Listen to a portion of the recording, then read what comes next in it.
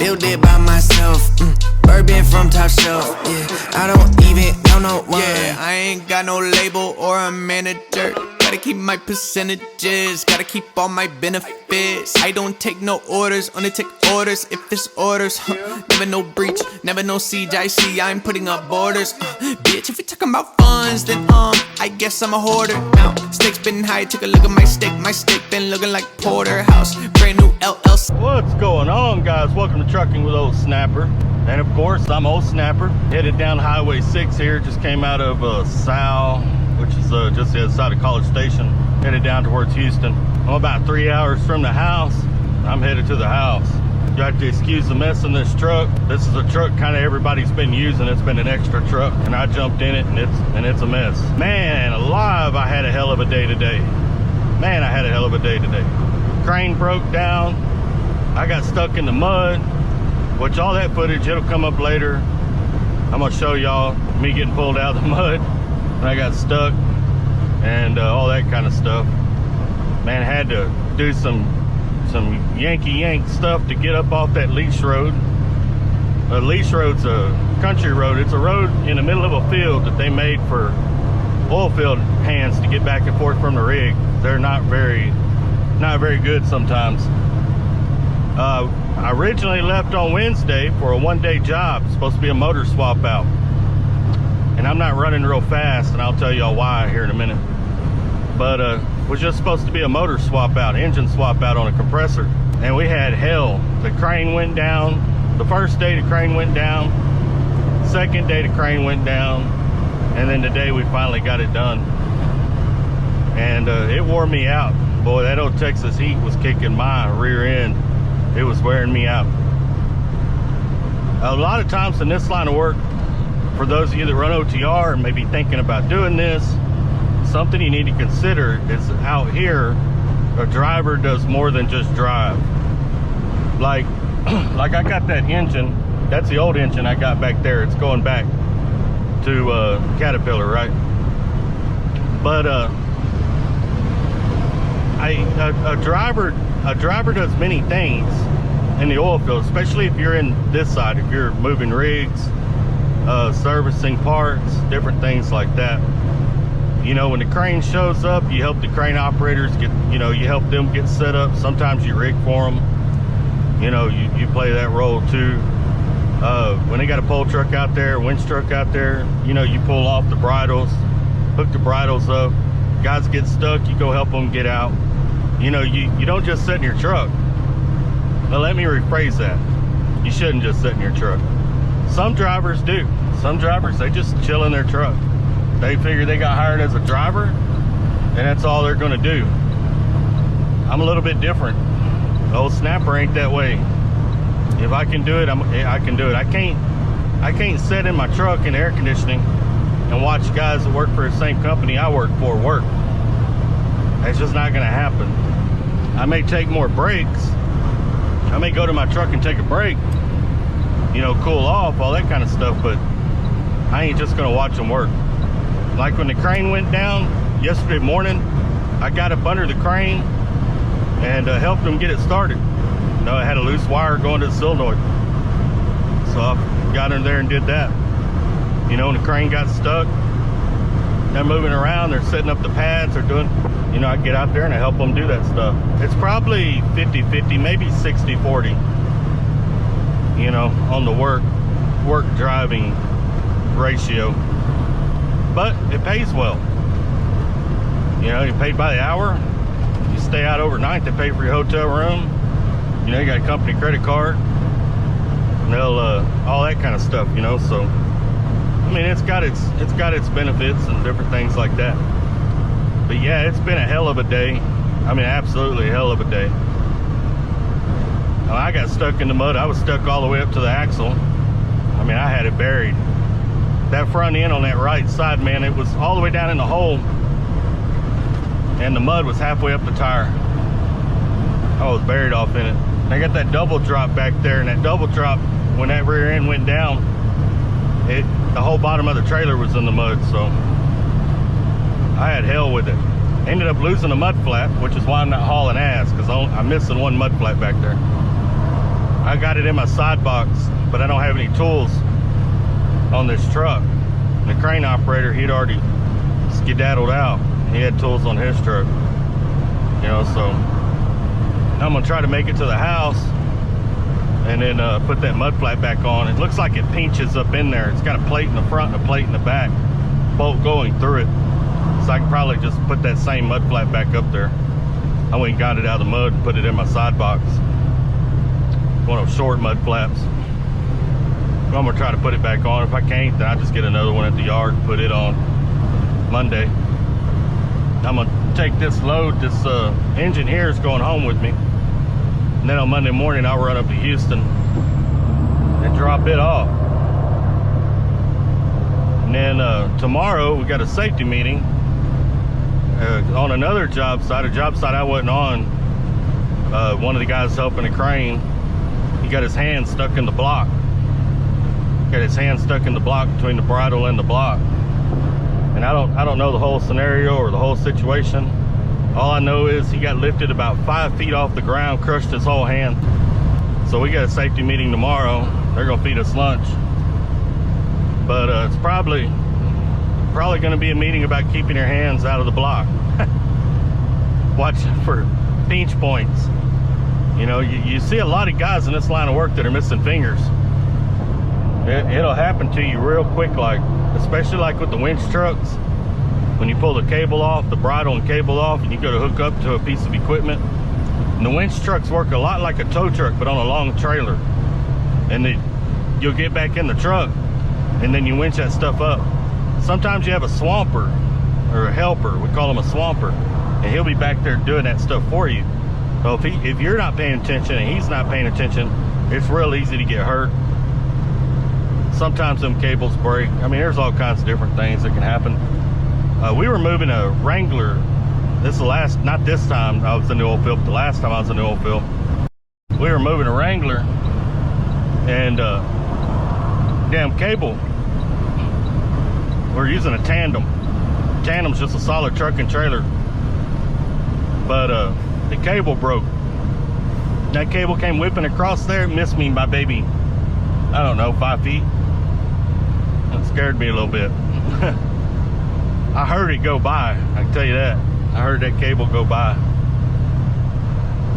But I don't know if I'm gonna be keeping this truck or getting into another truck or what the deal is, but I needed that CB radio a couple different times, and dang, it ain't got no antenna on it. So it's just an extra truck around there.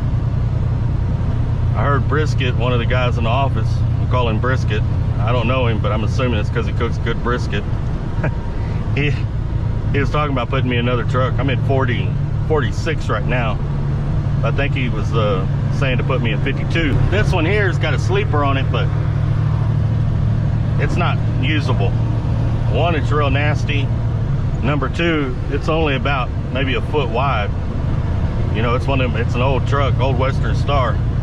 Sleeper back there is only about that wide. Maybe 18 inches, 2 foot at the most. It's got like a futon mattress that sits in it in an L shape. I mean, I could lay on it if I had to. But most of the trucks here are day cabs because we get hotels at night. Got a company credit card, and we just hop off in the hotel room when we're done working for the day. One mistake I made is I did not bring near enough clothes with me. I brought a bag and I brought one change of clothes because I'm used to things going wrong. Shit happens. Very well, it's just an engine swap out. If anything goes wrong, it may delay me over into the next day, but should be all right after that. Wrong. I had 2 nights in the hotel, so I ended up wearing my second set of clothes for 2 days. Lesson learned. I'm just gonna have to put a week's worth of clothes in my bag, and I'm just gonna carry that all the time. Hope y'all are doing good out there. I'm gonna show y'all the rest of these videos that I made throughout the day today. I'm gonna clip them in right here, kind of talk you through what all was going on. Well, here I am on the lease road. I got this guy here. He works for the company that contracted us. They've had him out here on location the whole time we've been out here because trucks have been getting stuck and the crane got stuck. You know, pretty much everybody's come in here has gotten stuck. So they've had him out here kind of helping us all get unstuck. We've got a shackle on the front of his bucket, and I'm going to use my 1-inch chain hooked to that shackle. And then on the front of our trucks, we got these, I'll have to get a picture of it later to show y'all what it's like, but we got a bar built in there because getting stuck on these locations is real common. That's me right there in the dark hard hat on the left side of the screen. I'm the only one with a dark hard hat. That's my personal hard hat. But yeah, getting stuck on these sites is something that happens pretty regularly. But I buried this one up, man. Trying to back up and get the load close to the crane. When you offload heavy objects with a crane, you got to be right up on the crane. They can only boom out so far. They can only telescope so far, depending on the weight of the load and size of the crane, all that kind of stuff. This location's not big enough for a real huge crane. You know, so I don't know exactly the tonnage on the crane, but it's probably a 40-ton, 30 or 40-ton crane that's out there. But he can't boom out far enough to get out to this road. So what I was attempting to do was back up across the path over to get closer to his crane. But in the process of doing that, I had to cut across the grass with the trailer. And I got that double drop, and it just didn't make it. Truck and trailer both on the right-hand side just sank almost instantly. I didn't get just a couple feet into it. But he's going to pull off there. Now I'm going to go put my chain up. And then I'm going to come back down this road, do a T U-turn down at the end where 4 roads come together. Now this is I'd already done the U-turn at this point. That's me there talking to that gentleman. He's the one that got me unstuck. That's been his job the whole time he's been out there, is to get us unstuck whenever we get stuck. They ended up taking 4 fence posts out and moving the fence. And what they're going to have me do is back across this ground through that fence and then straight up on that crane. I'm going to back all the way up to that crane.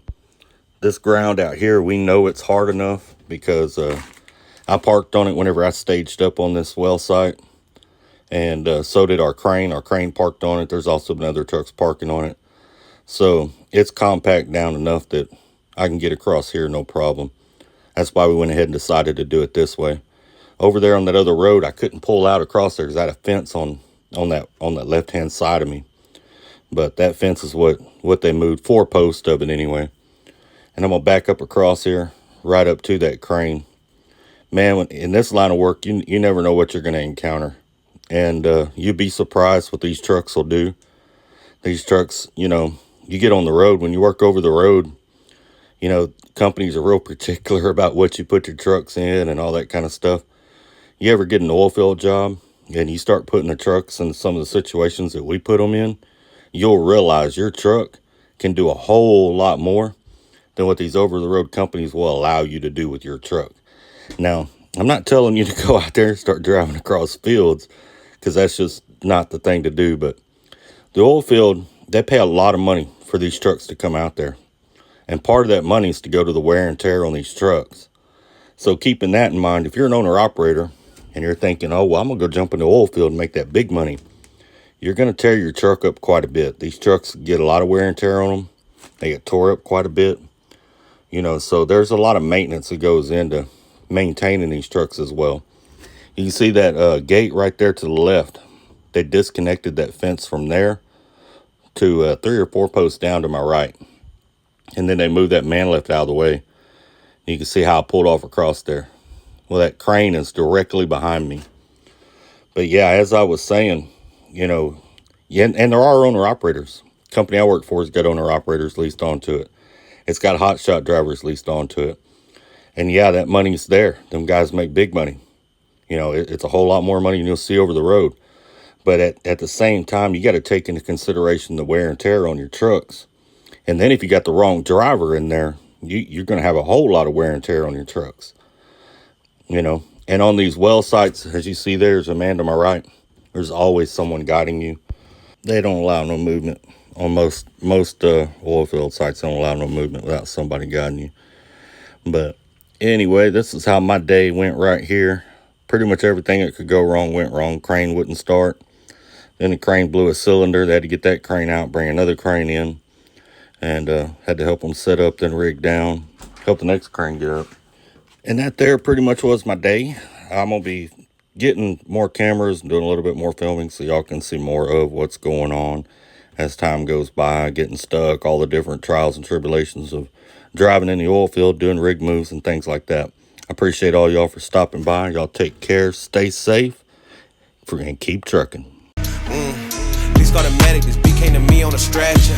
In the lab, I step to the mic and feel like I'm Dexter. I'm a man, dark world, but I'm still shining like treasure. Yeah, I got joy like ha ha ha. Wait, and I can't wear smiles, that's fake. Then I'm between love and strong. Hate clock says no time for mistakes. Ring the alarm, sirens go off, but I'm calm. My life resides in his palm. Submit to my pops, respect for my mom. Honor them both, so my life will be long. Third time, get the charm of the third strike. Had to.